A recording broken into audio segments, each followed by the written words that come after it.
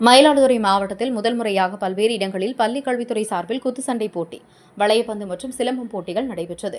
பள்ளிக் கல்வித்துறை சார்பில் மாநில அளவில் மாணவிகளுக்கான வளையப்பந்து மற்றும் சிலம்பம் போட்டி மயிலாடுதுறை மாவட்டம் செம்பனார்கோவில் தாமரை மெட்ரிக் பள்ளியில் இன்று தொடங்கியது.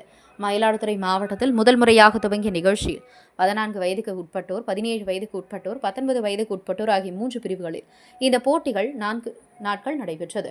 முதல் நாள் போட்டியில் தமிழ்நாடு முழுவதும் மாவட்ட அளவில் நடைபெற்ற போட்டியில் முதலிடம் பிடித்த மாணவிகள் அணி மோதின. தொடர்ந்து 4 நாட்கள் நடைபெறும் போட்டியில் ஆடவருக்கான போட்டி தனியாக நடைபெறுகிறது.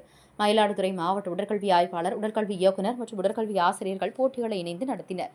இதேபோன்று மயிலாடுதுறை அருகே சுந்தர்காட்டில் உள்ள ஏஆர்சி விஸ்வநாதன் கல்லூரியில் பள்ளிக்கல்வித்துறை சார்பாக பாரதியார் தினம் மற்றும் குடியரசு தினத்தை முன்னிட்டு மாநில அளவிலான 3 நாட்கள் நடைபெறும் குத்துச்சண்டை போட்டி ஆட்சியர் மகாபாரதி தொடங்கி வைத்தார். குத்துச்சண்டை போட்டியில் மயிலாடுதுறை, திருவாரூர், நாகப்பட்டினம், திருச்சி, கோயம்புத்தூர், சென்னை உள்ளிட்ட பல்வேறு மாவட்டத்தை சேர்ந்த மாணவிகள் 500க்கும் மேற்பட்டோர் பங்கேற்றனர். குத்துச்சண்டை போட்டியில் வீராங்கனைகள் ஆக்ரோஷத்துடன் மோதிக்கொண்டது பார்வையாளர்களை வெகுவாக கவர்ந்தது. வருகின்ற 31ஆம் தேதி வரை போட்டிகள் நடைபெறுகிறது.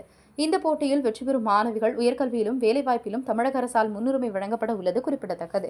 29ஆம் தேதி மாணவர்களுக்கான குத்துச்சண்டை போட்டி நடைபெற உள்ளது. இதில் அதிகாரிகள் பலரும் கலந்து கொண்டனர்.